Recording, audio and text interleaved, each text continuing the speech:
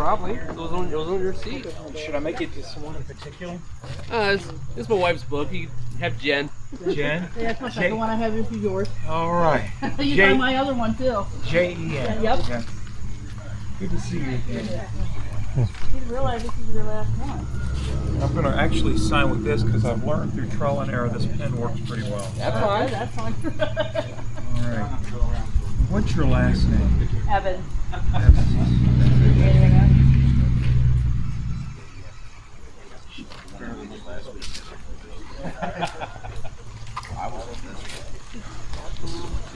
That pastry bag I had, so you kind of looked at it. I went and picked it up before I went after work, and I was sitting at the lake, and this was a big hole inside of it, threw it away. Oh, At the bottom, okay. I was like, yes. Thank you so much. Thank you, Jen.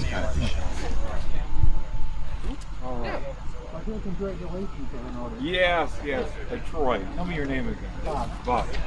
Yeah, this is, today is, it's my, I'm not setting the alarm in the morning. Nothing wrong with that. Yeah, so. Hey, how's it going again? Yeah, long time no see. Yeah, right? Yeah. Good seeing Yeah, you. we walked together not long ago. I'm trying to remember exactly where. Well, we did that back end that nobody ever attended when they extended the line all the way across. Oh, the refusing the flank. Yeah, That's that's right. right. Yep. Learned a lot that time. Thank you. Yeah, that was good. Plus up the hills and through the woods Oh, and yeah. everything else. And over the hills we go, or something like that. That thing is a Christmas song. So, all right. Hey, Bill, how you doing? All right, yourself? I'm doing really well. Good to see all of you. Didn't have enough maps, so just if you would just sort of share with someone, or someone might look over your shoulder and invite them to do that. All right. You got one of those witness tree walking sticks, don't you, Carl? Yeah. All right. All right. We got like 2 or 3 minutes, and my phone keeps buzzing because my son's trying to hook up with me here. And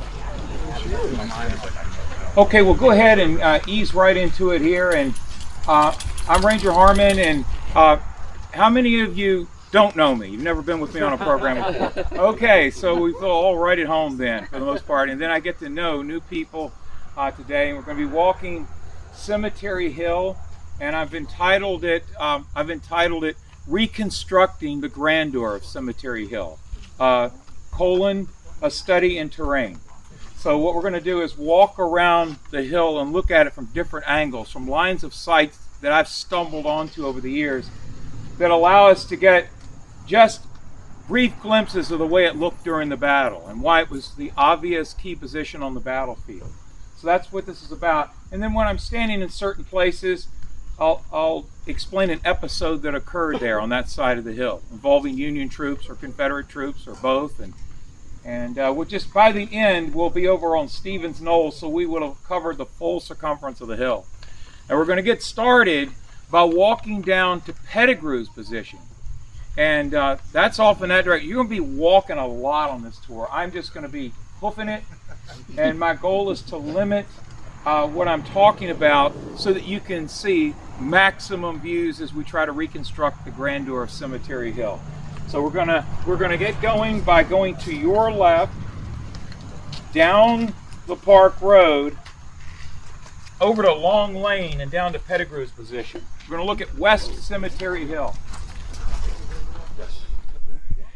So we're reconstructing the grandeur of Cemetery Hill, the way it appeared during the battle, by trying to catch glimpses that open that whole other world to us before there was development here. And this is also a study in terrain. And then we're telling episodes within the terrain if you just joined us. And I'm going to pass this picture around. I passed it out on a previous program. Some of you have seen it. But you can never get too much of this picture. It shows Cemetery Hill without the development. And of course, I'm not a purist. I understand people have to live here. They have sacred memories here with their family, and I'm not suggesting otherwise that the houses should be removed or anything like that. What right would anyone have to do that or think like that? Oh, I'm just saying that if I could go back in time and visit a Civil War battle, I would like to stand here before the development. And then you would see why the hill was the key position and why Buford and Reynolds and Howard and Hancock and others all put markers on Cemetery Hill, claiming to have discovered the key position first. Okay, and we can exclude one statue there. That would be Buford. Buford's actually out on McPherson Ridge, but each one of them over the years has been given more credit than the other for discovering Cemetery Hill. Remember, Isaac Trimble said, and there was embellishment certainly in the movie Gettysburg, we said a blind man could see it. All right, that's an overstatement, but it's true. The point is that you would have to be incompetent not to instantly recognize it as a key position. And this picture is worth 1,000 words. So let's pass it around, take a close look at it. You can see the Evergreen Cemetery gatehouse at the top of the hill. But okay, so this is one of our views. And first thing I want you to know, again, it's no substitute for walking the ground. And Confucius said thousands of years ago, I hear and I forget, I see and I remember, I do and I understand. And I think that's one of the reasons that people like the ranger programs is that there's kinetic movements. We're actually moving while we're hearing and while we're seeing. And the three together make a book come alive if you read a book later on. If you've walked the ground, it makes a lot more sense. I've heard guides say when they take the essay portion of the exam, the biggest help they had was walking the ground over and over with rangers or hiring guides and going out. It just gave them ample confidence when they were writing. They thought, I know that ground. And then the quotes make sense and the reports make sense. Okay, so now I want you to see here, a picture's worth 1,000 words, that this would be the route that Pettigrew took on the third day on Pickett's charge. So we're looking at everything through the lens of a study of terrain, so we won't go sequentially with the battle. We'll jump from July 3rd to July 2nd, back to July 1st. This is July 3rd, the third day of the battle. And notice that you can't see, maybe some of you have a line of sight to General Meade's equestrian from here, maybe not. But as we look east, you can't see Cemetery Ridge or Hill. A lot of folks don't realize that about these fields, that they're not level. I see that every day when I take people on the battlefield. They're surprised at the ripples in the ground. And some of you have heard me use that terminology, Ruffles potato chip. The battlefield is like a Ruffles potato chip. And the theory, the geological explanation for why the ground is rippled like this is that 200 million years ago, geologists say during the Triassic period, two plates collided 17 miles west of here, thrusting upward 8,000 feet, creating the Blue Ridge Mountains. And then mold formed on the rock, and that became topsoil, and you've heard that in a science class somewhere. But over time, millions of years, the mountains eroded down to about 2,500 to 3,000 feet. Now, with the collision of those two plates that formed the Blue Ridge, 17 miles west, the ground rippled like an 8 by 11 piece of paper that you would push together, and you'd see the folds in it. So that's why the ground is rippled. It's a massive collision that occurred during the Triassic period just west of us. Now, with this rippled ground then, there's a lot of cover and concealment. So when Pettigrew's troops came across the field on July 3rd from the woods that are behind us, the Seminary Ridge woods on July 3rd, and they crossed the field to eventually link up with Pickett's division. As these North Carolinians, Tennesseans, Alabamians, Mississippians crossed, as they crossed, they would have not come into view until the Emmitsburg Road. Where that crest is essentially is in the vicinity of the Emmitsburg Road. So there's an area of concealment here. Now you all know that someone leaked to embedded reporters after Pickett's charge, probably during the frustrating hours immediately after the charge. There were some embedded reporters on the southern side, one from Richmond, one from Williamsport. And someone in the Confederate ranks told them the reason Pickett's Virginians failed in the attack is because the North Carolinians to their left, that would be over here, didn't advance all the way to the wall. Well, of course, those are fighting words. And later on, you all know in 1988, This would be the 125th anniversary. Actually, yeah, 1988. In that anniversary, the 26th North Carolina monument was placed all the way up near the stone wall based on an article written in the 1870s by an officer in the 26th North Carolina who wanted to clear the air.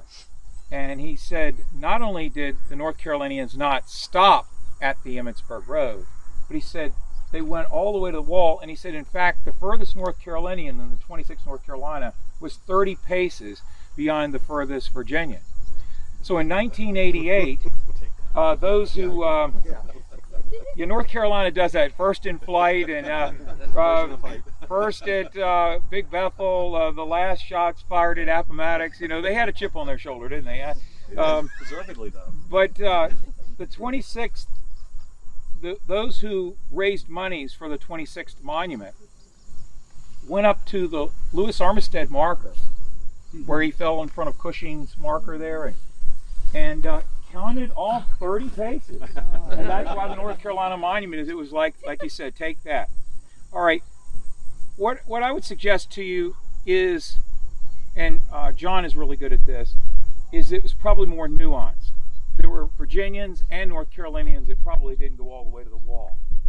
Some of them, there's a sort of a tacit agreement. That's an unspoken agreement within a regiment that if an officer puts you in a situation that's not reasonable, that has little to no chance of success, there's just an unspoken stopping in the ranks. And we'll get to you in just a second here. But when the wheels are coming off an attack, decisions are made internally of, we'll live to fight another day. So what I'm suggesting to you is, if any North Carolinians did stop, and I don't know that they did, but if they did, the place to stop would have been just before the crest of this ridge, not all the way to the Emmitsburg Road. They would have been right in the line of canister fire. Okay, so these are things I wanted you to think on as we study the terrain.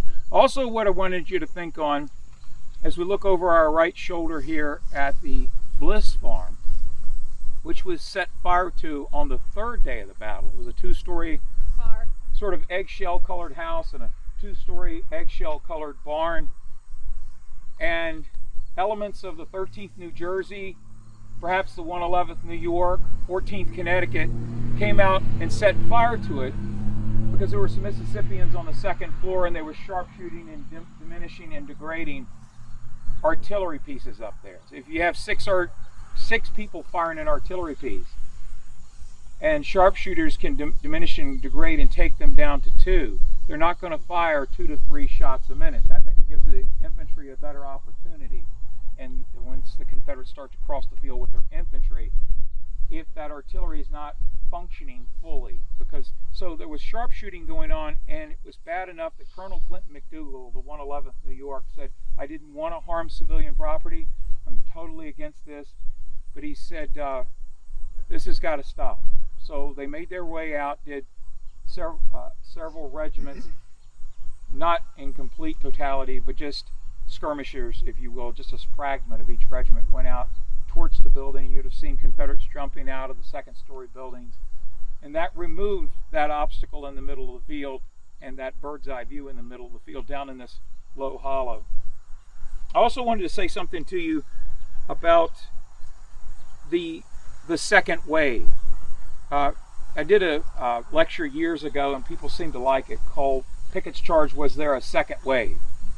And the park put it up online, and people will tell me from time to time they still watch it. But it was about an hour and a half long. If you enjoy that sort of thing, it's your tax dollars at work. And what I looked at was there a second wave? And there definitely was a second wave. There was definitely a second wave. It would have been Richard Anderson's troops primarily. So Ambrose Wright's Georgians, Wilcox's Alabamians, Lang's Floridians, Posey's Mississippians, and then you would have had troops over here to your left where Cole Park Development is, just waiting here in reserve. This would have been elements of Pender's division, elements of McGowan's South Carolinians, for instance, and then further down Rhodes' division of Iverson, Doles, Ramseur. They were along Long Lane off to your left here. And Long Lane was called by the Confederates Plantation Road because they considered these two-story buildings over here the equivalent of a plantation. Somebody wealthy must live there from the Confederate perspective to call it Plantation Road. It's a dirt road. So the troops that were waiting on standby to go in if the first wave succeeded were all clustered over here to my left and or in the woods behind you. Remember, Lee said to Longstreet in a conversation that morning that he wanted to renew the attack against Cemetery Hill. That was the morning of July 3rd. This was near the Round Tops. Longstreet said, no 15,000 men ever arrayed for battle can take that position. He said, I've commanded squads, regiments, brigades, divisions, corps. Hey, I've done this my whole life. I know what men can do in battle. No 15,000 men ever arrayed for battle can take that position. And the full quote reads, as he was pointing to Cemetery Hill, they're talking about key terrain. And we're studying key terrain here today. Now, when Longstreet said no 15,000, he didn't pull that number out of thin air. That would have been introduced to him in conversation by Lee. In context, Lee probably said, what do you need, 15,000? No 15,000 men ever arrayed for battle can take it. He's basically responding to a figure. Now, why would Lee throw out the term 15,000? Because at the point of attack, you always want a 2-to-1 advantage or a 3-to-1 advantage. Trial and error had shown that that's the only thing that worked. So they're estimating that Cemetery Ridge and the Union troops up there on Cemetery Ridge, Hancock's 2nd Corps, has been reduced from Caldwell's losses in the wheat field. Probably a few have been captured, and that information has been gathered that Caldwell was in the wheat field. Information that Willard's troops of the 2nd Corps had marched down to try to stop Wilcox and Lang. And you and I know there were troops, 71st Pennsylvania, that went over to Culp's Hill. 106 Pennsylvania left the angle to go over to East Cemetery Hill. Something like 8,000 Union troops left Cemetery Ridge, and many of them 2nd Corps. So if you're just doing rough math, General Lee is thinking there's 10 or 11,000 troops in that corps. They suffered losses on the second day. Maybe there's about 8,000 up there. Hey, will 15,000 do it? Because these are not just random numbers. It's a 2-to-1 advantage. And then Longstreet comes back and says, no 15,000. And then he added in his book years later, he said, I then told Lee it would take twice that many, and then the issue would still be in doubt. So when you go back and look at the second wave and you add Anderson's division, you go back and look at all those accounts. And in the video, if you go back and look at the lecture that I did on the second wave, it's really content heavy. I've got OR paragraph after paragraph after paragraph, and I've blown it up so that you can read all the words for yourself. It's clear that there's a second wave. Lee actually followed that suggestion of it would take twice that many, and there were about 30,000 troops if you count the second wave. Now, why would there be a second wave? Because there's always a second wave on every battlefield. And why is that? Because the line of battle that you're attacking has two waves. There's a first wave that defends, and then there's a second wave that comes in to fill the gaps. Or if there's a need to pursue, they're there to leapfrog over and pursue. You always have double layers. So Pickett's division, Pettigrew, out on the front lines, weren't alone. Following them about 500 yards, just out of range of overshot artillery, would have been the second wave. Longstreet called it off. It's in the reports. He made the right decision. Your first attack has to succeed for you to throw in a second wave. Otherwise, it's throwing good money after bad money. And a decision was made at some point to call off the reserves. But the reserves would have been standing right in here. This is where they would have been. You would have seen Confederates all along this fence line just waiting for the order to go forward had they been given that order. One last point, and it's this. I want to talk about a left jab and a right hook, and I also want to talk about why reserves were here. Okay, we have to answer the whys and the so whats. Why were the Confederates so interested on July 2nd and skirmishing from here. The Second Corps at 10:30 a.m. on this July 2nd came into position on Cemetery Ridge. And what's the first thing they did? They sent skirmishers out here. Why? Because Confederates had skirmishers here. Now, why would Confederates start firing in a desultory way on the morning of July 2nd here?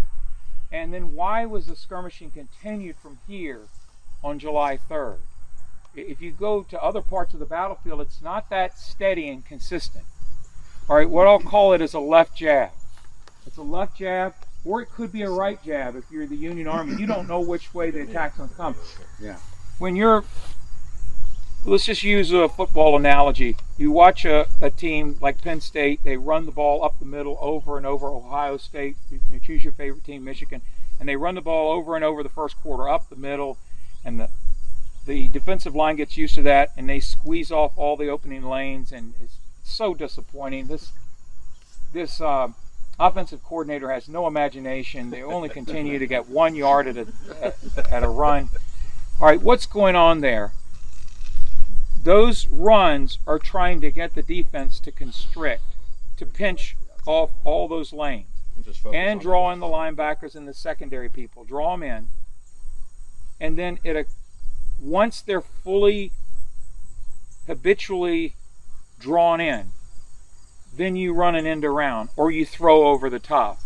So you try to constrict the line. All right, a boxer would be the same analogy. Usually, unless it's Mike Tyson or one of the all-time great hitters, you don't see knockouts in the first round unless it's an all-time great. Usually the knockouts come around the 5th round. And why is that? Because you're taught boxing in the first 3 rounds to cover. My dad told me this more than once. He boxed in Golden Gloves and at Camp Lejeune. But you keep your fist here because this is the knockout button. And you all know boxers' fists are registered with the police as weapons. They can kill you if they land one just right. Our training is for that. So you cover this knockout button. So there's no hook that can be landed because the knockout buttons on both sides of the jaw are thoroughly covered the first 2 rounds. So what does the boxer do? He left jabs or right jabs right in here for the first 2 rounds. Not only to score points for the judges, but by the 3rd round, the person receiving those blows has sore ribs. And their bite's done. Yep.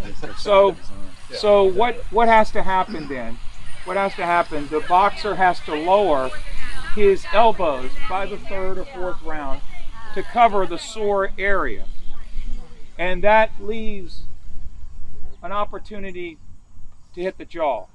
So think of left jab, left jab, left jab, left jab, left jab for 3 rounds until finally those fists that are covering the jaws lower. And then it's about the 4th round, you take a swing here, and if you land one, the fight might be over. Yep. All right, it's kind of like running up the middle. You're trying to constrict so that you have a free opportunity to go around. All right. The reason why there's so much skirmishing here on the 2nd and then on the 3rd, think about it yourself. Think of Culp's Hill, think of the Round Tops, and think of, was the skirmishing this consistent over 2 days? Probably not. So why is there skirmishing going on here consistent, even to the point that Clint McDougal says, we've got to burn this building here. I don't want to do it. Troops can't move. It's constricting the line. By constantly jabbing, it's constricting the Union line, causing the flanks to resect towards the center. So that there either can be a right hook, or if you're throwing right jabs, there can be a left hook. And General Meade doesn't know what side the main hook is going to come, but he knows there's going to be a flank attack. And this is just to set it up to constrict the line. So, and then Pettigrew on the 3rd day, when he crosses straight across the line, that's what he is. He's a left jab so that Pickett can make a right hook with the oblique. So that's what you're trying to do. One last point, and that's the idea of reserves.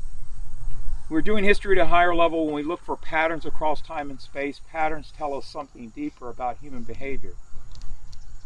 This area where you are right now facing Cemetery Hill and Ridge is where all the Confederate reserves were. It's also where all the Union reserves are, until Sickles advances and reserves get shifted over to the left. Reserves are troops oftentimes in a battle that goes on for more than one day. There are troops that participated on the first day. So they're considered in reserve from that point on. And where do you put reserves? You put them in the middle, because the most difficult task in a battle is to control the flank. A.P. Hill's corps on the first day of the battle in the attacks on McPherson Ridge represented the Confederate center and its right flank. That means if the battle goes on a second and third day, A.P. Hill's no longer going to be the flank, right or left flank of the Confederate Army. He's put here in the middle and sandwiched between a new right flank under the control of General Longstreet on your right and Ewell on your left. He's already done his work, and he's only now here for reserve purposes. That is, if an opportunity opens and there's an emergency, then you can use them. The same is true over on the Union side. Who's at Cemetery, Ridge, and Hill in reserve? 1st Corps and 11th Corps. Troops that saw heavy action on the first day of the battle. They're not on the flanks any longer. The 12th Corps is on the right flank, 2nd Corps is on the left flank. You sandwich your reserve. You even do that at a brigade level. Somebody asked me the other day, why is the 7th Wisconsin on furthest north on Meredith Avenue, then the 2nd Wisconsin, then the 24th Michigan, and the 19th Indiana? Isn't that numerically out of order with the way they entered the fight on the morning of the battle? And that's true. They fought in the morning, so Doubleday shuffled the deck and took his 2 outer regiments and put them in the middle, and his 2 inner regiments and moved them to that's just a common thing. So I want you to see that all the troops here that are on standby for opportunities, they're here because they're in reserve. They're in reserve. So, and then this is something I hadn't planned to say, but I'll go ahead and add this too. Remember when General Lee said in his report the general plan was unchanged for the 3rd day of the battle? What he meant was the objective was Cemetery Hill. So the Confederate attacks on the flanks were to drive the flanks in on the center, or draw Union reserves from the center to the flanks, so that the Confederate reserves facing the center could go in if the Red Sea parted. In all cases, the center was the goal. Does that make sense? You're just trying to take a static situation and manipulate it to create an opportunity at the center and control the center. So, all right, so that's our first installment in exploring the western face of Cemetery Hill. We're trying to reconstruct its grandeur through certain glimpses that still exist. And hold on to your questions, because I've got so much ground to cover, and we'll talk between stops. Okay, so here we go. We're headed over now towards the western and the north, closer to the western and then the northern part of the hill.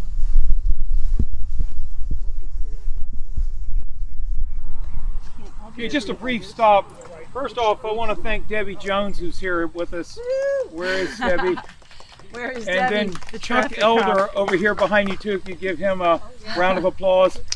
Both Debbie and Chuck are ambassadors for the park, and we wouldn't be able to open the Bryan Farm or Meade's headquarters or the beautifully restored stone cottage of the Warfield House over at Stop 6 or the McPherson Barn without them. They open these buildings up daily, and they do it because they love the battlefield, and it helps the park. The park wouldn't be able to function anywhere near the same level. Volunteers also cover the David and Catherine Wills House, the information desk, the genealogical resource room, and it goes on and on, the National Cemetery. So you're going to see their presence out there, and they bring all their skills from where they came from right here, and we're really blessed. So take advantage of these buildings being open. Go in and they'll show you around, give you a free house tour, something that wouldn't exist without them. And then if you're interested in volunteering, contact the park. We'd like to bring you on board too. Now, Henry Hunt, who was the chief of Union artillery, wrote an article between 1884 and 87 to Century Magazine in New York City to Union veterans. And he wrote two articles, one on July 1st and one on July 3rd. In the July 3rd article, he describes the terrain of Cemetery Hill. And he calls this portion of the ridge you're standing on, Cemetery Ridge, Cemetery Knoll. He calls it the knoll. He also calls it a hillock. He calls it a hillock. And what he means is it's not the highest point, but it's not the lowest point either. And if you were to look at a terrain map, like the Emmer Cope map in the Park Museum that was done in 1904 for the St. Louis World's Fair, you can see a distinct knoll here. And then somebody was asking also about the 8th Ohio and how they flanked Lane's brigade, North Carolina Brigade. You see McDonald's over here to your right. At the time of the battle, there was a knoll there too. So there was a knoll here and a knoll there. Again, look at the 1904 St. Louis World's Fair map on display in the lobby of the Park Museum Visitor Center. And it shows what that knoll looked like before development. But it was a knoll that the 8th Ohio used for concealment to march around and uncover Lane's North Carolinians. And John and I were just talking about this. Lane's North Carolinians turned this way to refuse and to protect the flank. You know, when you're making an attack and you're going forward, it's like a police officer going forward in a street fight, like so. But there's someone that covers their back, like so. That's a refused flank. So over here to our left, Lane's North Carolinians refused. The 8th Ohio used the knoll to conceal their movements, to swing around behind them, and to force Lane and North Carolinians to retreat all the way back to Seminary Ridge. So anyway, you're here on an important knoll. Now, you also may know there was a big debate after the war about whether Pickett's troops and Pettigrew's troops were aiming for the copse of trees or whether it was Ziegler's Grove. You all knew that argument, didn't you? Yeah. Okay, the Union veterans that fought here, the 111th, 125th, 126th New York, the 8th Ohio nearby, the 12th New Jersey, 14th Connecticut, the 4th Ohio, they believe that Ziegler's Grove, these trees here, and of course these are not the original, but it was a 2-acre grove of white oaks, was more visible on a smoke-covered field, and it's also in alignment with Cemetery Hill, and it was the point of direction that Pickett's troops were aiming for. Howard says that in the article that I mentioned to you. He talked about the attack. He said the direction of the attack was towards Ziegler's Grove. He actually says that in his article. Comte de Paris, in his book in 1886, Union veterans thought his book was the best one around in 1886. It would appear at their reunions and be for sale. And he was a French observer, not at this battle, but he came to a reunion after the war, a monument dedication, and he was on other battlefields that the Army of Potomac fought in. He said in his book, The Battle of Gettysburg by Count of Paris, or Comte de Paris, he said that Ziegler's Grove was the point of direction for the attack. That was in 1886. And Colonel Clinton McDougal, who ordered the barn and the house out there burned, he was stationed here in these woods. He said that anyone with a military trained eye would understand that Ziegler's Grove was the point of direction. So there were numerous people that said Ziegler's Grove was the point of direction. I've had this conversation with some of you that had Alexander Hayes not died tragically in the wilderness, he was in charge of this portion of the line, and had Pettigrew not died in the retreat back to Falling Waters, had they both lived to write memoirs, maybe the high watermark monument would be right here. It would have been around to lobby for it placed here. We'll never know for certain which set of trees, maybe both, that they were aiming for. Some of you know something else too, and we say these kinds of things on battle walks. We don't say them on daily programs, but you all are steeped in, and so you're used to and expect the nuance and the complexities. You all, some of you probably know that General Lee and his staff, Charles Marshall, Walter Taylor, Armistead Long, watched Pickett's charge from where the North Carolina and Tennessee monument is, not from the Virginia monument. There was no one at the Virginia monument. That was a gap between the two wings of the attack. The left jab and the right hook. There was a 400-yard gap. There was no one there. And that's why some people get confused. You'll hear people say from time to time that when Lee came out and met the troops during the retreat, and he talked to a man about hitting his horse once too often to get it to move. He said, don't do that to the horse. And then he comes up and he tells everybody, it's all my fault. Upon my shoulders rests the full responsibility. Comes out and meets broken soldiers retreating and talks to them. And sometimes you'll hear people say, well, that couldn't have happened because there was no one in front of the Virginia Memorial, until you realize he was actually where the North Carolina Memorial is. That's where he watched. And by the way, if you have one source that says that, it's a curiosity in history. If you have two, now you have something you can take to court. It's closer to fact. We have 9 cross-references that Lee watched Pickett's charge from the North Carolina Memorial. And as we're doing a study in terrain today, if you today go to the North Carolina Monument and just stand there, a picture's worth 1,000 words. There's no other view like it on Cemetery Ridge. So that would have been the obvious place to watch the charge. If you go up to the cyclorama, next time you go to the cyclorama, take your binoculars, tell them at the entrance you have your binoculars with you. When the house lights come on at the end for 5 minutes, ask them to show you where Lee and his staff are, and it's the North Carolina Monument. So Philip Pateau knew where they were. By the way, let's make the bigger point. The bigger point is, why would Lee be at where the North Carolina Monument is? It's the best view, but it's also aligned with what? The reserve. The reserves, to send them in. Very good. And the key position on the battlefield. Why is Meade's headquarters back there? It's the center of the line. It's centrally located, and it's the key position. The generals don't set up their headquarters out in the wilderness. They set it at the heart of the battle, the place that they're most fearful of losing, or the place they most desire to take. So, okay.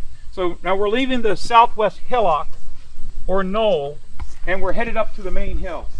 You've been climbing Cemetery Hill the whole time. Okay, we're on West Cemetery Hill from the Union perspective now. And we're looking out towards where we just walked from, which was from Pettigrew's position on the 3rd day, and where all the skirmishing occurred on the 2nd and 3rd day. We said that was a jab to the midsection to try to resect the flanks so there could be a hook thrown either on the left or the right. Well, as we stand here on the western side of the hill, I'm going to have a brief discussion now on why the hill is so logistically important. And some of you heard me say this before, and you're thinking, oh, I just heard him say this maybe 3 or 4 days ago. Well, redundancy is sometimes a good thing, and I know there are many people that haven't heard this explanation. That Cemetery Hill is the key position logistically because it's where the 3 primary roads that the Union Army is covering come together.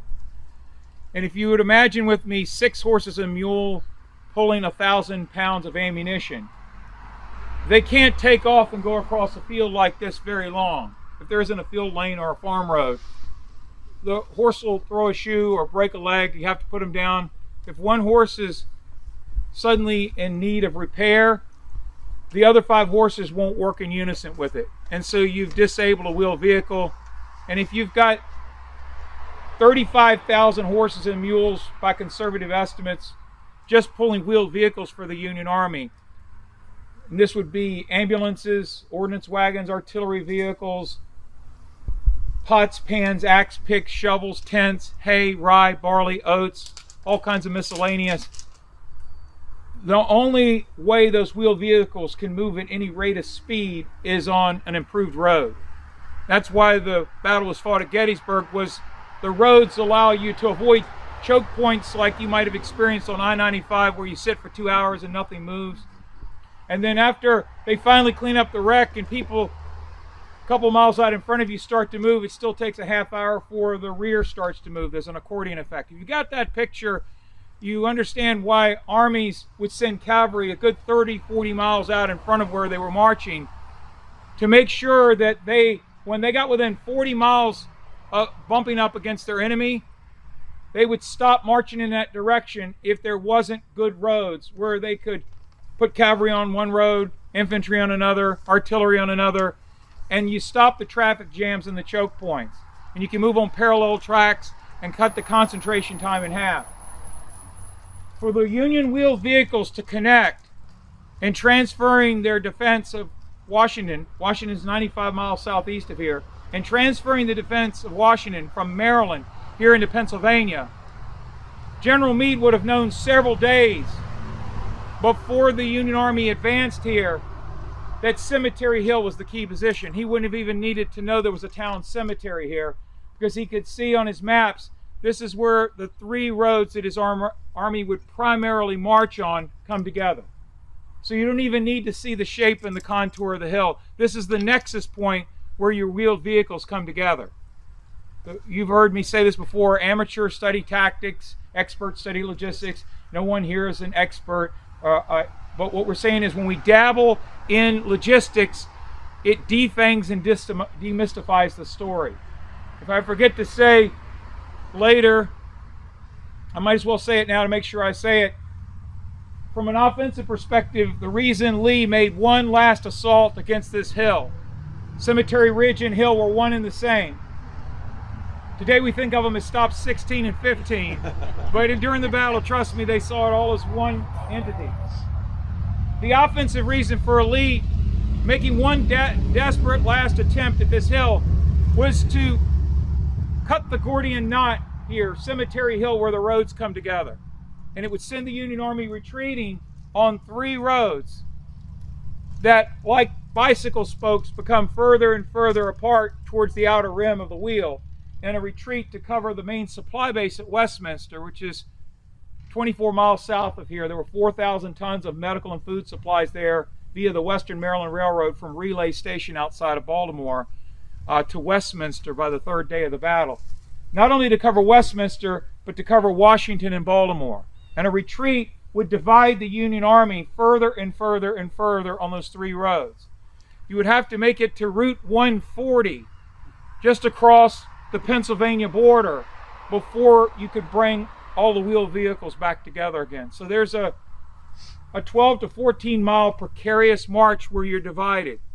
And some of you have heard me say this before, bear with me if you have, for those that haven't heard this, that the goal in war, politics, and even ball games at the highest level, the plans revolve on divide and conquer.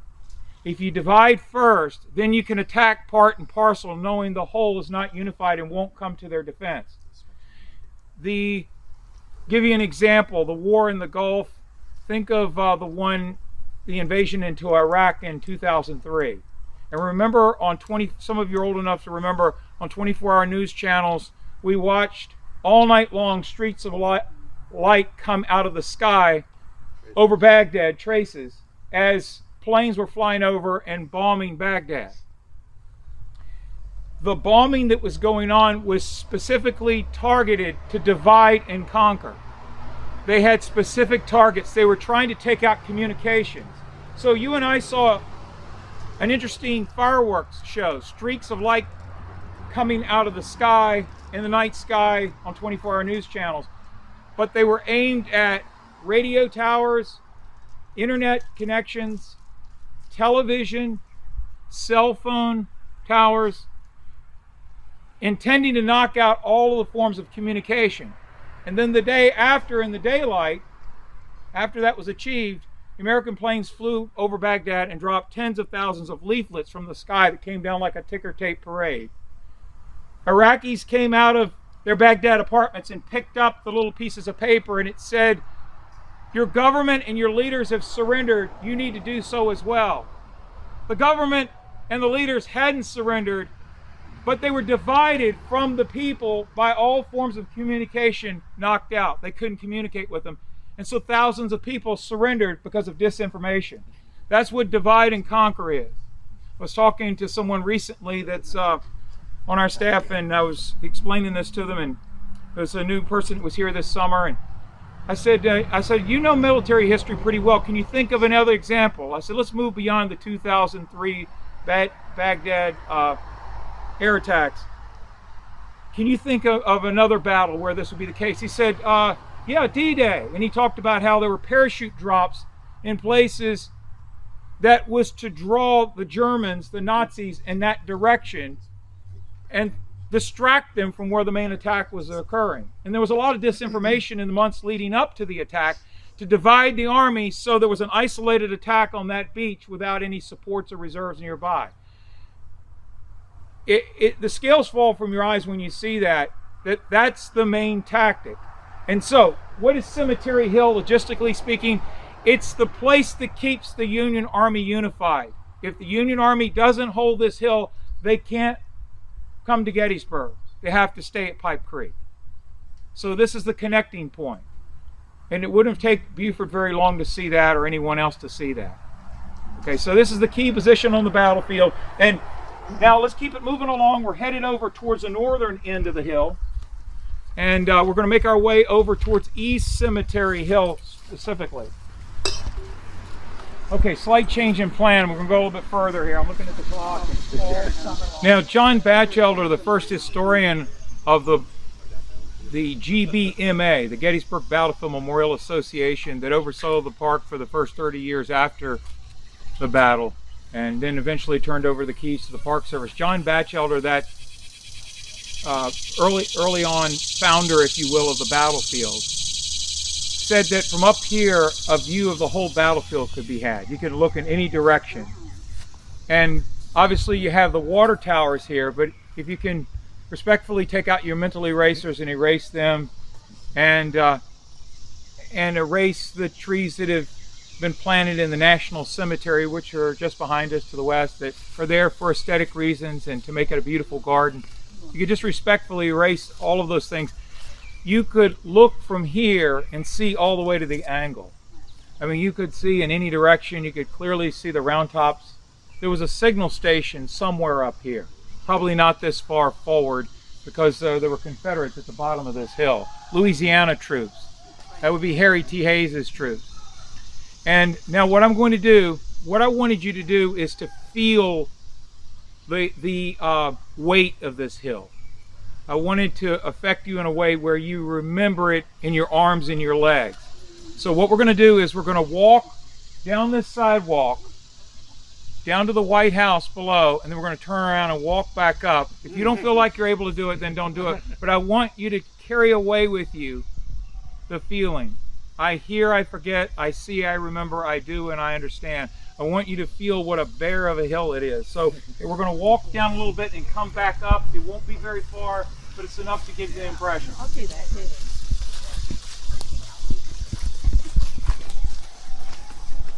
We'll just stay on the sidewalk here.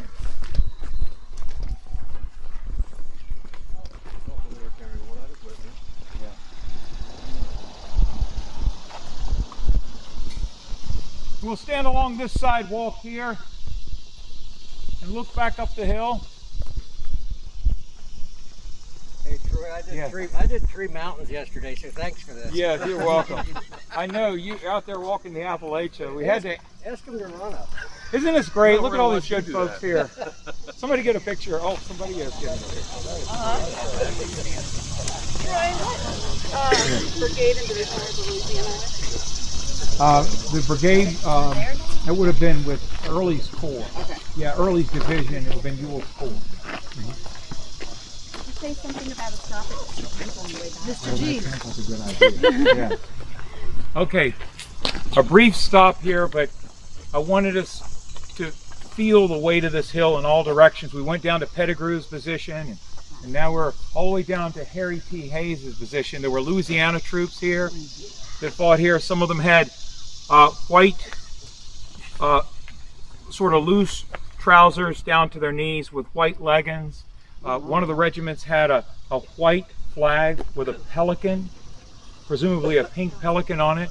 The 7th Louisiana was known as the Irish Brigade, even though they were just a regiment of the Confederate Army. And they would have laid down here in this valley. There's a car coming through. They would have laid down in this valley behind us where the school buildings are today and waited there all day under the cover of sharpshooters that were at the top of the hill. And also there were sharpshooters advanced down into this valley. So you would have had members of the 17th Connecticut, members of the 33rd Massachusetts, the 41st New York. They were out on the skirmish line making sure the Louisianans were closely pinned to the ground all day. It started to get a little dark on July 2nd, 1863, and the Louisianans started straight up this slope. There's a real terrible quote about as they were charging up this hill on the evening of July 2nd, right into the teeth of Charles Wainwright's guns at the top of this hill, that the cannons on top of the hill, presumably Ricketts and Weidrick and others, fired down in this direction. Canister, and there's an account of the Confederates. Let's say it as good as we can possibly, that is, tactfully as we can possibly say it, as nice as we can possibly say it, that the account said if you've ever seen a cart open up and pumpkins roll out, that's what it looked like. Wow. So in other words, the artillery blasted right straight down the hill, and they went right into the face of it. Harry Hayes said this attack could have never been attempted in the daylight, which makes you wonder if there were some delays over here. There's no way to know for sure. Maybe just coincidental. But I wanted you to feel what it was like to walk back up the hill. So choose your favorite sidewalk to the right or the left, and we're going to walk back up to the hill, and we're going to make our way around towards the eastern side, which will be the final leg. So here we go. Now the Union had a 3-tier defense all the way around the hill. I haven't said that up to this point. But you have the option of setting up all of your troops defending near the military crest or the geological crest. Military crest is forward of the geological crest. Geological crest is the highest point. Military crest is usually about 100 yards forward of that. And the reason you have a military crest is if you're firing artillery on the geographic crest, that's the highest point, and you fire, let's say, at the crest of a ridge like Cemetery Ridge, what does the cannon do when it fires? Recoils. If you're firing from the highest point, the crest of the ridge, what might happen to the cannon? It might roll down the back side of the hill and you have trouble pushing it back up, may never even retrieve it. That's why around the battlefield the cannons are displayed forward of the geographic crest, that is on the downslope facing the enemy, so that about usually 50 to 100 yards forward of the geographic crest. So when the cannon fires, it recoils towards the geographic crest from the military crest, and then it rolls back down to the military crest. So you're using gravity to bring the cannon back to you over and over again. Plus it lowers the muzzle so that you have a more even fire, particularly when you're firing canister. So that's important. Now, to say something else too is that the Union Army could have set up all their defenders, 1st Corps, 11th Corps, on top of Cemetery Hill.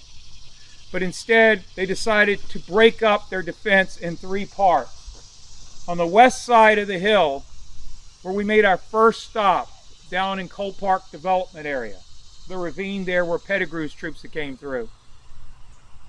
Some of you probably know that the 55th Ohio, the 73rd Ohio had a skirmish line there. And what is today Fairview Avenue, right through Colt Park. It runs north-south. There's a little ridge there.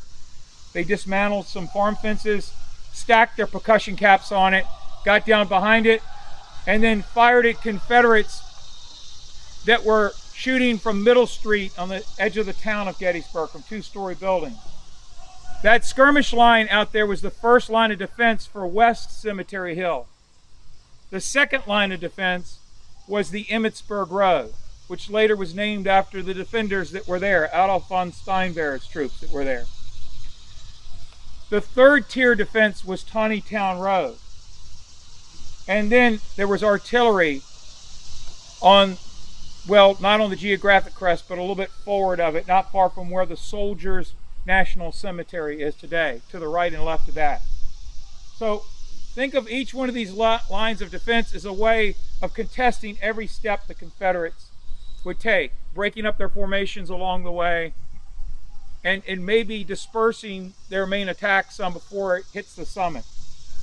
The same would be true on the north slope of the hill that we just walked.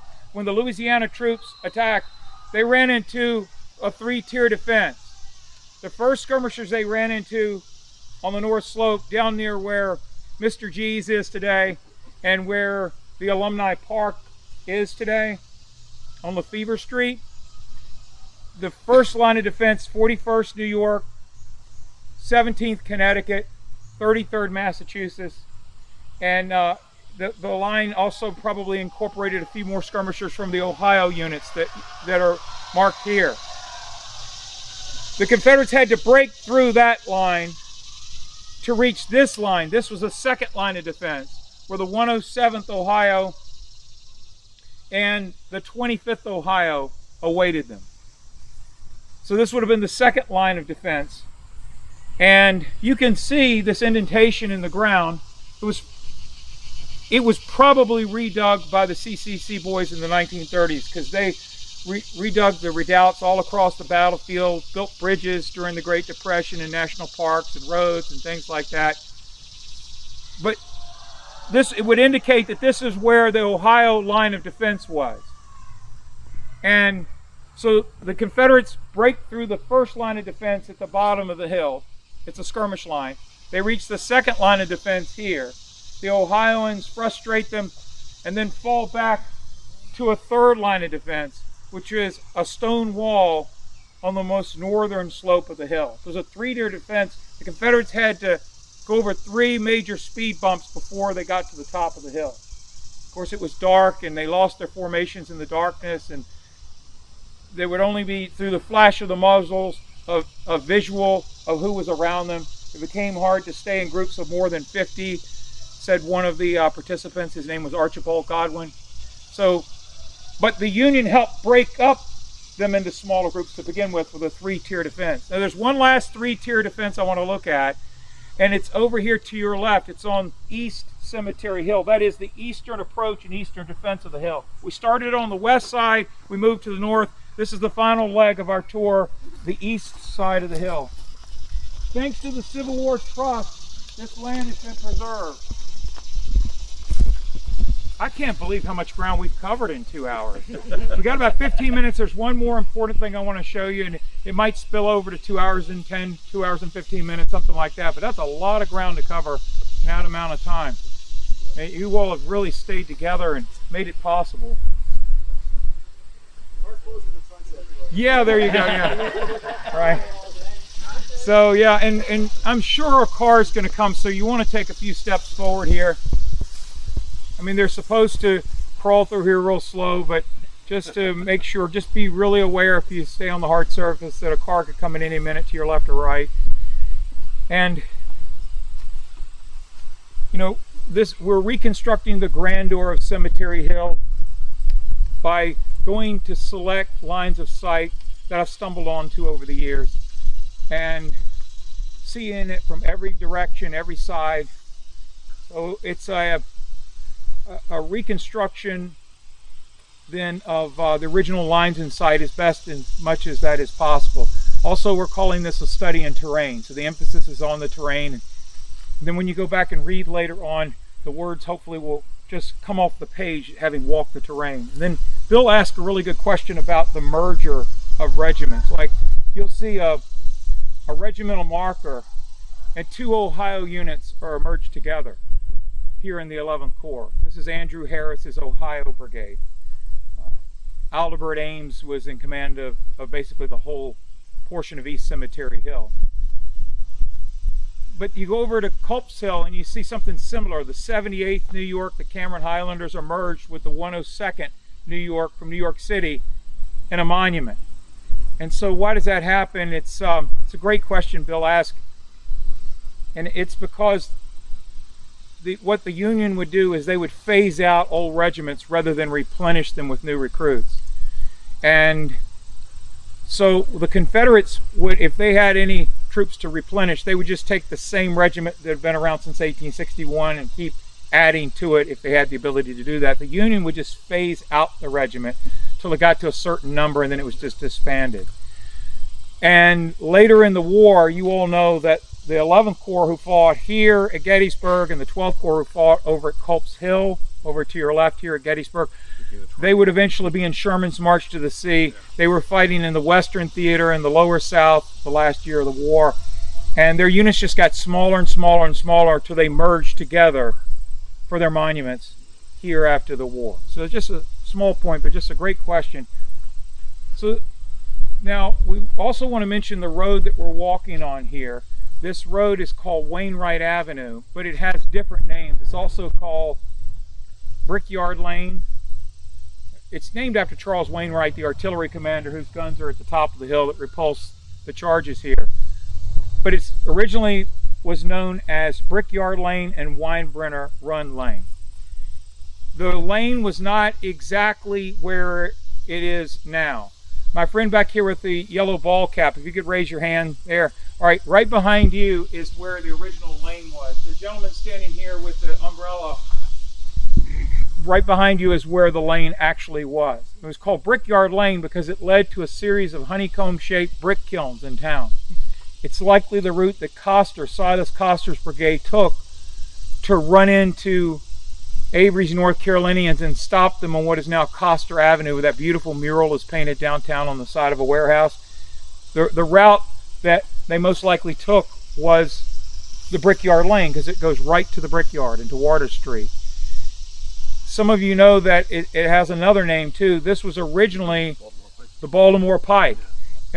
From Shippensburg, which is northwest of here, if you came over the mountains, which are 17 miles west of here, from Franklin County, all the counties are named after presidents around here. This is Adams County. Further west, it's Franklin County. But if you came across those mountains in the 1700s, you would take the Shippensburg Road, you would eventually take the Mummasburg Road, which would lead right into the town square, and then you would access this early version of the Baltimore Pike. And there's actually a stone or a shard stuck in the ground. If you're parked there, you'll walk that far. I don't know that we'll get that far. But along this roadway, you'll see a shard sticking in the ground. It was put there by the British Crown in the 1700s to mark that the road that's behind you was originally built while Pennsylvania was a colony. So the Shippensburg Road initially was the main road to come into town for people to bring their crops and come in looking for work or whatever. And it went through town and it stopped at the Braferton Inn. And it was a favorite place for the recruiters for the Continental Army to hang out and hand out beers to young men when they came into town because it was easier to get them to sign up. Thank you for that information, John. Thank you. And just to add to his point here, is this particular road led around the base of the hill and avoided the crest. So if you're pulling a real heavy load from Shippensburg or from Franklin County, you don't want to climb what we just walked with a heavy cargo. This road was put here to bypass the highest point of the hill for horse-drawn goods to come through here. So that's why your first Baltimore Pike is here.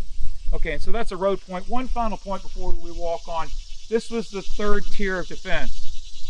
And the Ohioans that were part of this third tier of defense on the North Slope waited here with their rifles and their bayonets like this. And as the Louisianans stepped on the wall, they used the bayonet vertical right into their midsection. And so this fight was going on at night. We said that you could only see each other by the flash of the muzzle. And in some cases, Simmers, who was the historian for the 153rd Pennsylvania, he said rocks, stones, anything that could be used to inflict pain was used in the fight. He also talked about the men using the rammers and wielding them like bats and swinging them at each other. So it wasn't just small arms fire. At the top of this hill, it was hand-to-hand fighting. And so the Louisiana troops had to cross 3 contested points before they finally got in and amongst Weidrich's guns at the top of the hill.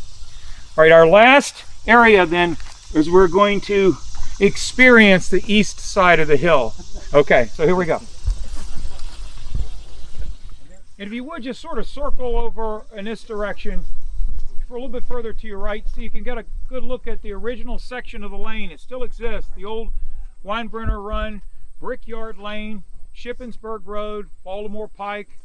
It's like they still use it a little bit. Yes, it's still there. There it is, and this is it, and the park's preserved a small section of it. So when the 11th Corps defended their second tier of defense on this side of the hill, the east side of the hill, we started on the west, we went to the north, now we're on the east and final side of the hill. The eastern side of defense of the hill, second tier defense, would have been right here, and the stone wall would have extended north. So today the stone wall that we use for the modern road is off to my right. But this would have been where you would have seen the 41st New York and the 153rd Pennsylvania, and a little bit further to my right, the 33rd Massachusetts. They would have been firing from here towards Isaac Avery's North Carolina attack. Now what I want to do is what we've done all along. I want you to feel the hill in our study of terrain. So we're going to walk just a few paces down, and if you don't feel up to it, then just wait for us right here. We're coming back. But I hope you'll go with me. I won't go too far.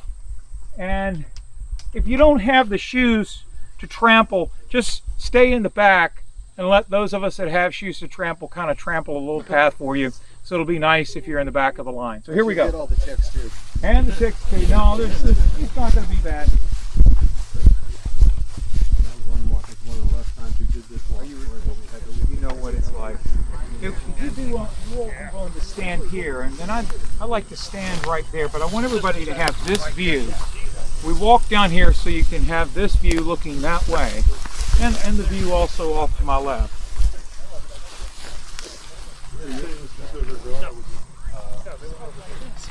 Like more pasture land? More like pasture land, yeah, yes, maybe according not to the photographs, more pasture land. How much has this area been impacted in the modern era, or is this pretty much the way it was during the fight? This is pretty close to the way it was during the fight. I don't think people realize how steep that was when they were trying to get up towards Stevens Hill. Well said. You're right. And again, there's no substitute for walking the ground. There's all these revelations. The ground gives up its secrets. So if you would circle down to here, if you'd be willing to, because I want everybody to have this view. I think you'll agree it was worth the walk down here for our grand finale. Did you ever wonder how far you'd have to walk for people to quit following you? You know, I've been surprised the places people have followed me over the years. I'm trying to remember if it was you that told me this, but I'd heard a story at one point that Stevens' artillerists had taken the time in the afternoon to measure the distance ahead of time because they anticipated an attack from this side, and they measured the fuses. So when the Confederates were coming up, they already had the distance and the range. They didn't even have to sight anything. That's true. And skirmishers help you determine those things. The skirmish line was reporting from that first tier defense. That's a great point. And also by this time in the war, they were experienced at their job. Yeah, that's right. You know, they could judge distances just by, looking. Yeah, excellent point, Bill. The idea of the artillery that was on Stevens Knoll, the 5th Maine Battery that was there, where you see the equestrian to General Slocum today. There was a Union artillery position there. The commander's name was Whitaker, and that particular platform covered this valley in a way that Cemetery Hill couldn't. It sort of kind of gives a wide angle. And you all may know too that the Iron Brigade dug in along the side of the hill there. General Hancock ordered them there on the first day because he recognized that if the Confederates attacked Cemetery Hill at the end of the first day, this is the route that they would take. And Tom just made that point a minute ago, such an excellent point, when Lee told Ewell, seize the heights south of town if practicable. This would have been the side of the hill they would have attacked from. As a good pool player thinks 3 or 4 shots ahead, that's why Hancock put the Iron Brigade right there and had them dig in, so they had a line of sight down this concealed valley, otherwise concealed by this knoll, from any Union troops defending directly on the hill. So this uncovers the Confederates if you have artillery over here and infantry. Just really a wise move by the Union, and it paid off, didn't it? Now, you all know the story of Leopold von Gilsa, probably. Leopold von Gilsa commanded a brigade within Albert Ames division. Andrew Harris's troops from Ohio faced north, and Leopold von Gilsa's troops faced east on East Cemetery Hill. Von Gilsa had his three-tier defense over here on the east side, not unlike Harris's Ohio troops had on the north side, and like von Steinwehr did on the west side of the hill, this three-tier defense. I want to tie in a point that John and Bill just made as it relates to the artillery had already cut their fuses off to your left. They had cut their fuses to the right distances to where the Confederates would disappear at eye level from the waviness in the ground. You learn that through your skirmishers. That's another reason for the three-tier defense. If you have a skirmish line thrown forward, they get an exact fix on where the quote-unquote dead spaces are, or ravines, or hollows, or swells, where an average height person can disappear from your view. And they report back that distance to the artillerymen up on the top of the hill, and they cut their fuse from 20 to 18 to 16 seconds, so it'll explode in an area. When the enemy disappears from your view, you can still blindly know where they are based on that reconnaissance done, that armed reconnaissance done by the skirmishers. So that's an excellent point.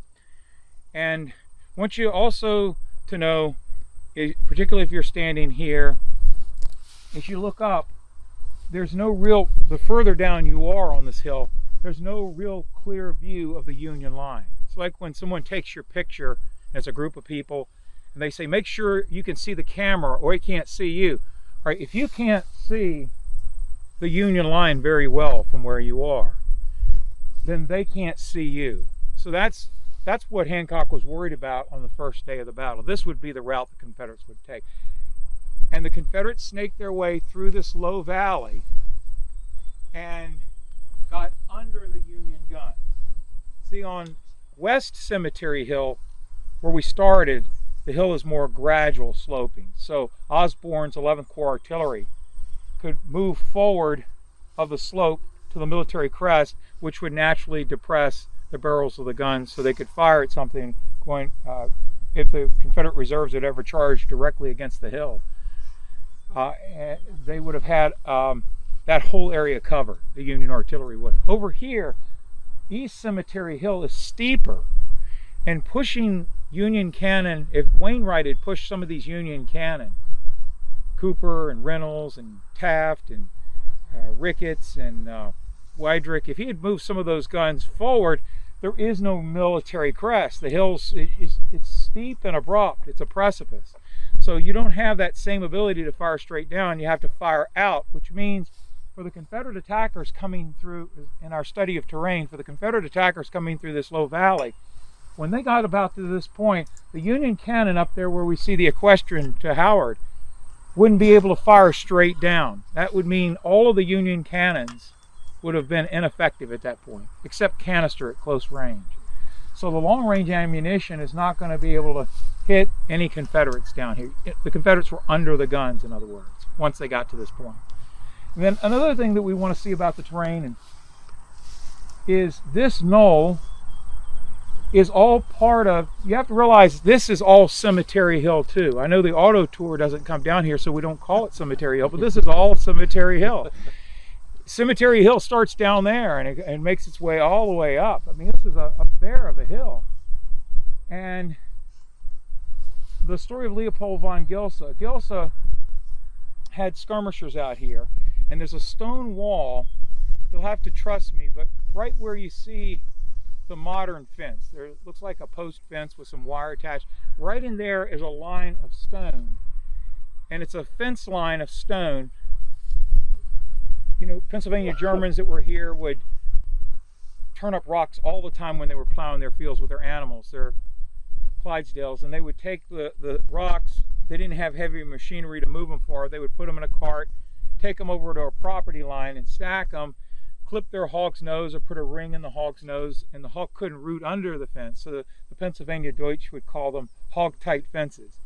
Well, the Union was using those stone walls, sometimes digging in front of them, packing the dirt into the wall to give it more cover than just concealment. and then also sharpening branches from trees and sticking those out towards the enemy, almost like making one side look like the back of a porcupine facing the Confederates. So there's a stone wall out there, and we're not going to walk that far here today. You just have to trust me, it's over there. But Clyde Miller of the 153rd Pennsylvania was out there with a second tier defense. The first tier defense is out on what is today East Confederate Avenue. We mentioned that earlier on North Cemetery Hill. 41st New York, 33rd Massachusetts primarily are out there in our direct line of sight to the east of here and a little bit north of us. Then the 5th Maine Battery, by the way, knew when the attack started because they watched the whole sky light up. They talk about it. It was dusky. They didn't have daylight saving time. It was dark at 7:15. The Confederates probably stepped out sometime around 6:20, 6:30. It was twilight, but the sky suddenly lit up with a flash, which helped the 5th Maine Battery know that the Confederate attack had started. Hayes's troops, Louisiana troops, went straight at the hill from the north side as a right jab, and then Avery came around as a left hook. We've talked about that before. One's a setup, a diversionary attack, and the other is the flanking attack. One's a fixing or a holding force, and the other is the flanking force. So Avery is being helped by Hayes going directly up the hill where we walked earlier. And the first steps that Avery's North Carolinians take are given away by a huge flash. 41st New York 33rd Mass fired at them. That let the artillery know that the attack was getting closer. This second line of defense, the stone wall, that's where we see the modern post fence. You would have seen Clyde Miller in the 153rd Pennsylvania, light blue trousers, dark blue coat, stand up and fire at the 21st North Carolina, and then over to the right, the 57th North Carolina, and to the left, the 6th North Carolina. The Carolinians circled down in this area. Clyde Miller retreated back or fell back to Brickyard Lane, Weinbrenner Road, the first Baltimore Pike. Climbed over the stone wall there, and there was Leopold von Gilsa. And he spoke broken English. He came from Germany, and there was apparently some communication difficulties. But Miller tried to explain to him that this second tier defense was broken. The first one had been breached a long time ago. The second one was broken. Miller couldn't convince Leopold von Gilsa that it was broken. Von Gilsa said, "There's a skirmish line out there." Clyde Miller pounded his chest and said, "I'm the skirmish line. I'm telling you, they're right on our heels." Von Gilsa didn't react quick enough. Some people think it was a language barrier. I think you would probably agree with me. There's another answer. It's this ridge. Blocked Confederate approach up to the last minute. So they're arguing about something that von Gilsa can't see until it's too late. And so the terrain gives up its secrets here. And it would have been out of this, essentially right out of this rise and over this knoll, where suddenly the defenders on the third and final tier were faced and confronted with the 21st and 57th, 6th North Carolina. The Confederates broke through here and there, probably because this terrain hid their appearance until it was too late. Now the Union recovered and rallied at the top of the hill and found a way to repulse it. But maybe that would have never happened had this terrain not intervened. Okay, what we'll do is go up and meet our other good folks and friends up there, and I'll do a conclusion there in the shade of that tree right over there. I wore my Burton College polar bear sweatshirt in honor of General Howard, who could be considered the first line. Think all the way out. Still there. Right. The original position. That's a good. And then you got to refocus your hand. Yeah. Yeah. He said, "I'll be back. You stay here. I'm going out there." So close. that you So don't he get was the line press number tubes and have to do one. much. You'd be better off Because throwing your the own ball guys, down the because your own hill. guys are there. You can't shoot in their backs. I guess they kind of had identified this all along They had, as the yes. original, even from day one. They had, absolutely. And maybe as early as June 28th or 29th, Sure. Meade identified this as a connector point to the three roads to The bring his roads. army together. Mm-hmm. So this is our conclusion spot here, and somebody mentioned the town a little earlier, so I need to mention the street fighting. Off to your left is sort of the Roman grid design of the town, and the Confederates had sharpshooters in second-story buildings firing at the Union artillery up here for a reason. That's why the parapets that you see, or redoubts that are built, or lunettes that are built around the guns, were built was to stop incoming sharpshooter fire from the town. The Confederates were trying to constantly diminish and degrade these guns in preparation for an attack here. So that's what the sharpshooting was about. The Union had the 54th New York, they were called the Black Rifles. They had Austrian rifles, and they were some of the best marksmen in the Union Army, and what's known as the Wagon Hotel over to your left. And they were firing back at the Confederates in the town. The Confederates would throw a feather mattress up against the side of the wall of the window that they were firing out of at these artillery pieces. And then the Union would try to, this is the era before smokeless gunpowder, so as soon as someone fires, you can see the smoke and then trace and fire right back to that point. So this was deadly down here in the town, street fighting for days. And again, it's all related to trying to gradually weaken the artillery positions here so they can't fire as frequently and as effectively. If you have to replace artillerymen with infantrymen and do on-the-job training, it's like in the middle of an Indy race going into the stands and taking fans and replacing the pit crew. You're not going to have a 15-second pit stop. And so that was all part of preparation. We kept calling it the left jab or the right jab towards Cemetery Hill to get the Union flanks to resect so there could be flank attacks towards Cemetery Hill, or draw Union strength and reserves from the center out to the flanks so the Confederate reserves could go in directly and take Cemetery Hill. So Cemetery Hill was the objective of Robert E. Lee's battle plan. General Meade's headquarters is right behind Cemetery Hill because this is his worst fear, is that it would be taken, and his army, had the United States Army lost Cemetery Hill, there would have been a retreat on 3 roads where theoretically the Confederates could take 2/3 of their army and attack 1/3 of the Union wagon trains and or army at a time on 3 separate roads, one at a time, divide and conquer. So it would have been a disaster had the Union lost this Gordian knot. The other key point to make here is a political point. Had the Union Army, notice that the Confederates attacked the Union on 3 sides, but never put any troops across the Baltimore Pike or Taneytown Road. Get them to retreat. That's if you leave a way out for your opponent, sometimes he'll take it. The Confederates didn't have enough troops to completely surround the Union Army, and they wouldn't want to try to block the Union Army's path towards Washington and the supplies at Westminster between here and there, because the Union Army would fight at a level of desperation if a line like that was drawn in the sand. If you block someone from getting to their home, as Sun Tzu said thousands of years ago, they will get home. They'll fight with a level of desperation you can't match. So you control the Union Army's morale if you're General Lee by attacking on 3 sides and leaving a way out. If the Union Army had taken a way out, they're divided in 3 parts. We already made that point. But it's only 12 to 14 miles to the Maryland border. That's political disaster. If it reaches the newspaper via telegraph, Boston, Chicago, New York papers within 72 hours, Lincoln's army abandons Pennsylvania in time of emergency. Southerners get away with highway robbery.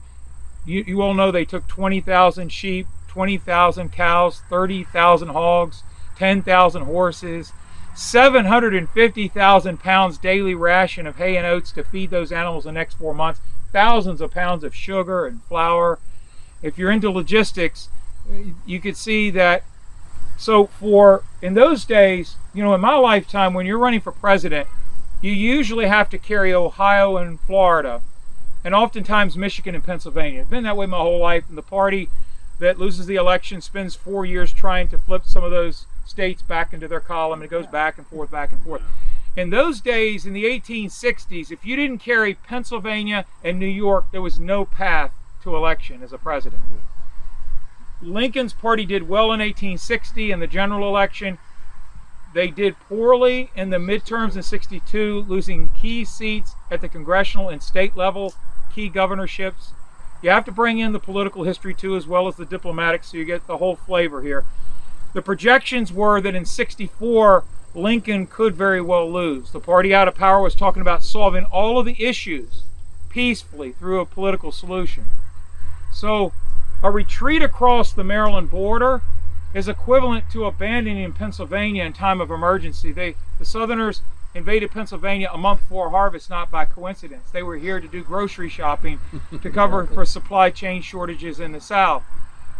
So the Southerners on a broader political level would love the Union Army to cross the Maryland border. And through telegraph, the major headlines are Lincoln's army abandons Pennsylvania in time of emergency. Well, he probably doesn't politically recover from that. The hinge pin that holds everything together is this hill. And I would just add moreover that Little Round Top, some of you walked Meade's refused left flank with me the other day. We walked behind the Round Tops down to the Taneytown Road, and we said Little Round Top is only important as it covers the Taneytown Road. That's why it's important. That's why Meade extended his line down to the Taneytown Road. Little Round Top by itself is not important. It's only important as it protects the Taneytown Road. You could say of Cemetery Ridge, you could say of Culp's Hill over here to your right, that it covers the Baltimore Pike, the most important of the roads, the road to Washington. And you would be right. But again, you're talking about Culp's Hill covers one road, the most important road, but it's still one road, the Baltimore Pike. Little Round Top covers one road, a very important road, the Taneytown Road, but just one road. Cemetery Hill covers all three roads, all of the avenues of approach, all of the lines of communication. This is if this nut cracks here, then the Army's divided. So this is the key position on the battlefield. Now, one thing I did sort of hint at earlier but I didn't state it real clearly, is I talked logistically why the hill is so important. It's the connector for the three roads that allows the Union Army to stay connected here. But I didn't mention so much tactically why it's important. Tactically, it's because it was devoid of trees at the time. I was talking with somebody about that on the way over. Thank you for jogging my memory. It was devoid of trees so that you could see the enemy a mile away. Some of you know that Clausewitz says in his book on war, be wary of defending a wooded mountain. You can be surrounded and not even know it. So when you decide to occupy Culp's Hill as the right flank, as the Union does, or Little Round Top, the western slope was cleared. It had been deforested over the last 2 years for wood for people to have to cook and to keep their houses warm. Culp's Hill had a lot of logging done. There was a sawmill down at the bottom of the hill, but it was still largely wooded. When you defend a wooded hill, there are a lot of blindside accesses to the top of the hill. You can be surrounded and not even know it. If you've seen a French Indian War fort, like Fort Necessity, built in the 1750s, you wonder, why is this fort with its sharpened looking pencil palisade circling some buildings? Why is it in the clearing, and why have the trees all around it and the mountain pass cleared well back? It's at the rifle range. It's so that, so a French Charleville or a Native American bow and arrow cannot reach the fort under cover of trees. They have to step out and show themselves to be able to get within range. If you're building the fort, you clear the woods back far enough that there is no concealed fire. You make sure the trees are removed so that it's beyond the range of someone firing a bow and arrow or a musket ball at your fort without stepping out in the open and in the clearing. You want to be able to see somebody walking at you from 3/4 of a mile away. Cemetery Hill is also the key position for that reason. You could see Pickett's charge a mile away. Nothing's sneaking up on you. You can see these attacks. There's some defiles out here and there. We walk them because there are always exceptions to every rule, but you've got a sweeping view up here in every direction. It would be very hard to sneak up on this hill. So, and that allows for unimpeded artillery fire in every direction. Culp's Hill had 5 artillery pieces, so wooded that some New Yorkers cleared out some trees and they managed to push some guns up to the top of the hill. Very difficult of ascent with horses and mules. You have to disconnect from horses and mules and push the guns up to the top. You have to carry the ammunition like barbells to the top because the horses and mules can't carry the ammunition to the top of Culp's Hill. The same is true with Little Round Top. They managed to place 5 guns on the summit. For the same reasons, it's just really difficult placing more than 5 guns. Well, the ratio of defense, if you have a corps of, let's say, 10,000 men, the balance of artillery should be 40 to 60 artillery pieces. So you need an artillery platform that's going to allow 12 yards spacing between gun, almost like pit boxes between cars, so that they can run around it and load and fire 3 shots a minute. You need that kind of spacing, and you need clear lines of sight, unimpeded. And so Cemetery Hill dominated the battlefield that way. The other hills had all kinds of obstruction. So this was the key position on the battlefield. And so what we've done here over the last little over 2 hours or so is we've tried to reconstruct the grandeur of the hill by finding lines of sight that are still for us there to marvel at, and try to picture why, you know, David Wills, who oversaw the cleanup after the battlefield, had Lincoln stay in his home. He also used his attorney connections to help purchase the land that became the National Cemetery. He called it the spot above all others. He called it the key position on the battlefield. He said it was the key to our line of defenses. And this is what he was talking about. And so we've done a study in terrain today, and to look at it from all angles, and then we've inserted episodes here and there to show you how the terrain was so formidable during the 3-day battle. Thank you all for coming out today and walking Cemetery Hill with me. All 3 sides.